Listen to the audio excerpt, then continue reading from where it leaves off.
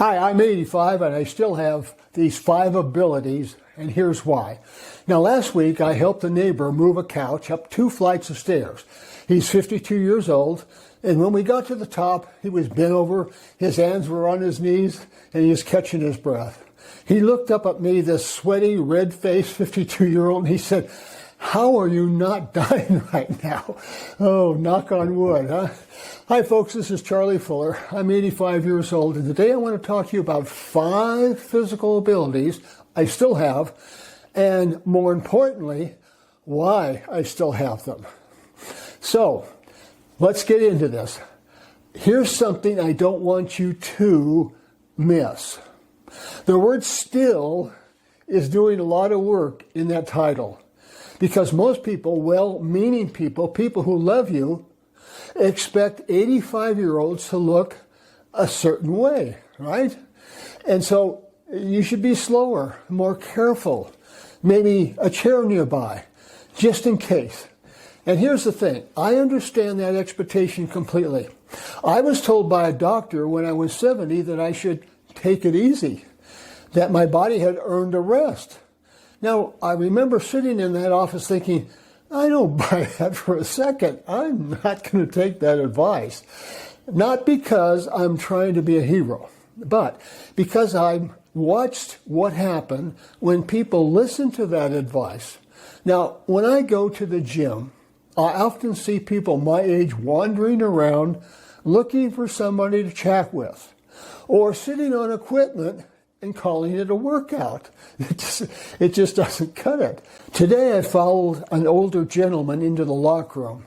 He was wobbling as he was walking, shifting side to side like he might lose his balance any moment. A long time ago I made a quiet decision. I would never walk like that. When I move, my shoulders are back, my stride is long, and I walk with purpose. Now, I want to look strong, steady, and in control, not like I've given up to old age. Now, what I'm about to share with you isn't a program that I'm selling. It's just what I've learned in my own skin over 8 decades of living in this body. Now, these 5 abilities are not superhuman, but losing them, that's what ages you faster than anything. First of all is ability 1, balance.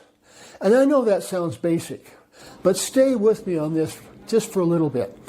Every year, roughly 300,000 Americans over 65 are hospitalized for hip fractures. The fall comes first and then the fracture follows. And for many people, and I'm not going to sugarcoat this, that fall is the beginning of a steep decline. I can stand on 1 foot for 30 seconds. I practice that. I go back and forth. I also ride a bicycle 3 times a week, and balancing at 15 to 20 miles an hour on 2 wheels does more for your balance system than any gym machine that I've ever seen. Now, balance is a skill. It really is. And like every skill, you either use it or you lose it. All right, now we're going to talk about ability number 2. The ability surprises people, but it's grip strength. Grip strength is one of the single best predictors of longevity that researchers have found. It sounds modest, but we're talking about your hands. But it reflects the health of your muscles, your nervous system, and your cardiovascular function all at once. It's really weird. Your hands are your report card. Now, I can carry my own groceries.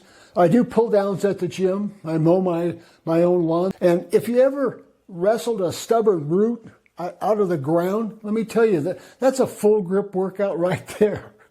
The next ability, number 3, cardiovascular endurance. My heart, my lungs, what I think of as an engine. I ride over 100 miles a week on my bicycle, and I know that's how that sounds, but I build up to it over time. I ride in what's called Zone 2 cardio. Just a pace where you can still hold a conversation is the single most powerful tool for senior health that I have ever found. It's not glamorous and doesn't make dramatic television, but it is the reason I helped a 52-year-old move furniture and walk away feeling fine. Okay, the next ability is what I call functional flexibility. Now, not the spills on a yoga mat, nothing wrong with that. I just was never a yoga guy though, but I mean, can you reach the top shelf? Can you tie your own shoe without sitting down? Can you turn around to back out of a parking spot without wincing? You got some movement in here. Now these little movements are kind of the vocabulary of independence. The day you lose them is the day your life starts happening to you instead of with you. Now I stretch for 20 minutes every day. Nothing fancy, just telling my body every single day that we're still in this thing together. Now next, the fifth ability, and this might be the most important one, I still have the connection between my mind and my body. I mean, the ability to feel what my body is telling me. My knees talk to me sometimes and I listen. I don't push through genuine pain anymore. Okay, my body's a little more fragile nowadays. I've learned the lesson the hard way in my 60s. But I also don't mistake discomfort for damage. That distinction is everything.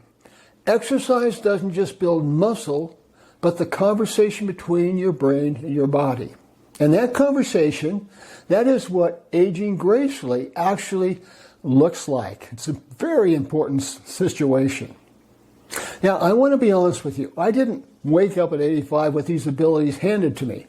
I built them slowly over the years.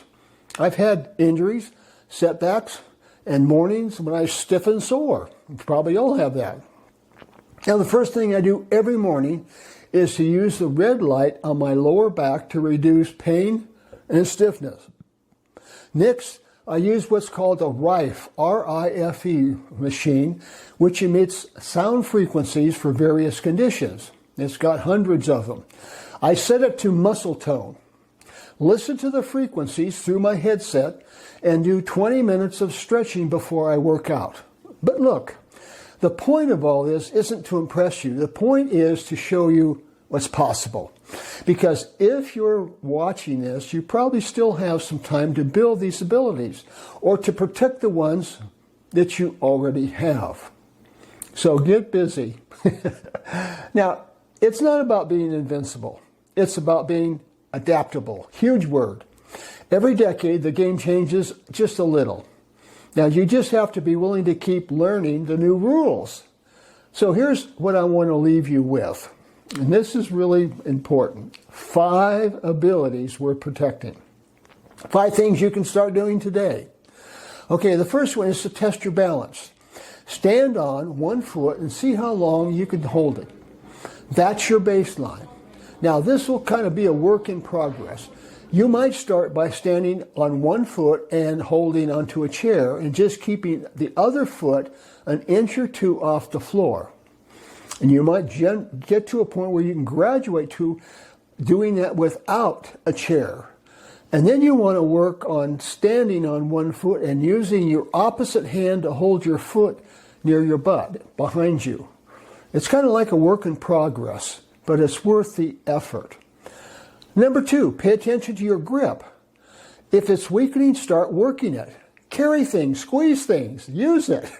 Now, there's a tool that's been around forever, and it fits in your hand, and it looks like an A. It has 2 handles and a spring in the middle, and you squeeze it, and it'll build up your grip and give you a good, strong grip. Number 3, walk every day. Now, I'm not big on walking, but if you are, make it a fast pace. Or you might even buy a weighted vest to wear to increase your workout. Or you might find a street that has some hills in it and go up and down that several times. Number 4 is stretch. I stretch every morning 20 minutes before working out and after working out. Your flexibility will thank you in 12 months. I have a video on stretching you might check out. I'll leave it in the description area. And number 5, stay curious about your own body. It's talking to you constantly, and start listening. Sometimes I wear a brace on my knee or right wrist because I've overused it. Be mindful of how your body is adjusting to change. whether lowering the weight or increasing your range of movement. If you have pain, it's for a reason. You might get a massage or use some ointment on that sore spot, or maybe even stop working out that particular arm or that particular muscle for a while and let it heal. I also have my blood drawn twice a year, and I have my hormone doctor check out how things just look to make sure I'm getting the nutrients that I need. Now, this is Charlie Fuller. I'm 85 years old, and I'm still learning. If this has helped you today, drop me a comment below. Tell me which of these 5 abilities you're going to be working on. I read every one. And we'll see you on the road. Thank you.